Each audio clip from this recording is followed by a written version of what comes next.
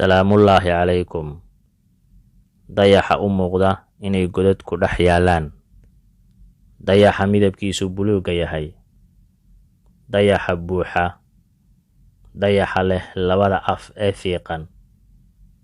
Waxaa jira waxyaabo cajiib ah oo ku saabsan dayaxa la jeclaysto. Waa kuwan xaqiiqooyin la yaab leh oo ku saabsan dayaxeenna sida fiican noogu ifa habeenkii. Ku soo dhawaada.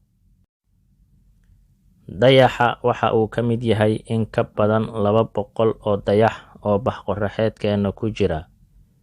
Waa dayaxa qura ee dhulku leeyahay. Waana dayaxa shanaad ee ugu weyn dayaxyada la sahmiyey. Taasoo ka dhigaysa dhulka meeraha qura ee hal dayax leh. Marka laga reebo Dusa, Mercury iyo waxaraxid Venus oo aanan dayaxyo lahayn. Meerayaasha kale oo idil waxa ay leeyihiin 2 dayax iyo wax ka badan. Saynisyahanadu waxa ay tibaaxaan dhowr aragtiyo oo sheegaya qaabka uu dayaxu ku samaysmay. Aragtida ugu xooggan ayaa ah in muddo laga joogo 4.5 bilyan oo sano uu meero yar uu ku dhacay dhulka, taasoo sababtay burbur. Burburkaas ayaa sababay samayska dayaxa maanta. Laakiin waxaa xaqiiqo ah in dayaxu uu Alla abuuray. Maxaa yeelay Allah subxaanahu wa tacaala in badan ayuu noogu sheegay Qur'aanka Kariimka. Waxaana ku jirta Qur'aanka Kariimka suurad lagu magacaabo Suuratul Qamar. Tanina waa aragti saynisyahan oo keliya. Dayaxu waxa uu dhulku u jiraa masaafo 384,000 oo kiiloomitir. Waa shayga dabiiciga ah ee ugu dhow dhulka inta la og yahay. Masaafada uu jiro dhulka waxaa geli kara ilaa 30 dhul oo ballaciisa ayaa ah 2.159 mayl. Dayaxu waxa uu nolosha dhulka u yahay mid muhiim ah oo jiritaankeeda qayb ka qaata. Muddo 27 maalmood ah ayay ku qaadataa inuu ku wareego dhidibkiisa. Isla 27kaas maalmood ayuu ku wareegaa dhulka halkii mar.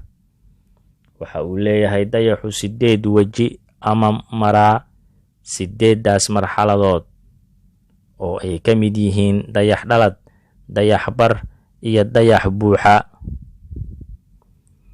Dayaxu waxa uu ina siiyaa iftiin si toos ah uu uga helo qorraxda. Iftiinkaas qorraxda ka yimaada ayaa ka dhiga dayaxa mid keligiis ifaya.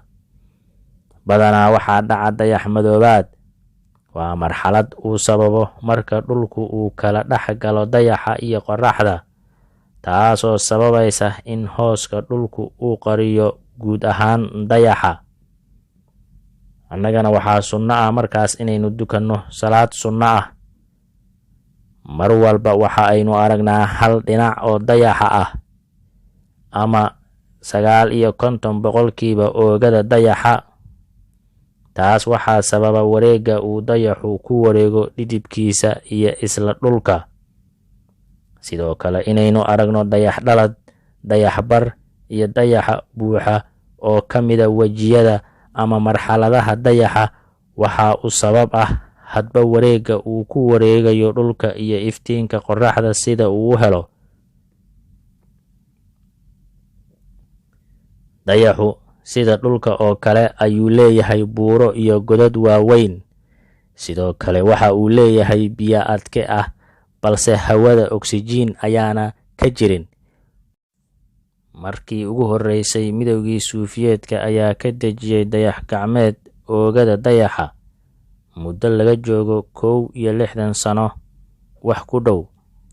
Sidoo kale 10 sano kadib xilliga aadamihii ugu horeeyay ayaa ku dul socday oogada dayaxa oo ku beegan 1969kii. Sida taariikhda ku xusan 12 cirbixiyeen ayaa ku dul socday dayaxa. Dhammaantoodna waa Maraykan. Kii ugu dambeeyay 1972kii ayuu ku dul degay. Dayaxu ma ahan shay wareegsan oo dhinac walba iskala eg. sidoo kale dhulka si buuxda loogama arko dayaxa. Dayaxa midabkiisu buluugga yahay waxaa sababtay volkaano ama buur qaraxday. Dayaxa wuxuu yareeyaa wareegga dhulka. Intaas ayaan kusoo koobaynaa barnaamijkii ku saabsanaa dhulka. Fadlan haddii uu ku cajabiyey, subscribe saar, laagtana saar, asxaabtaadana la wadaag.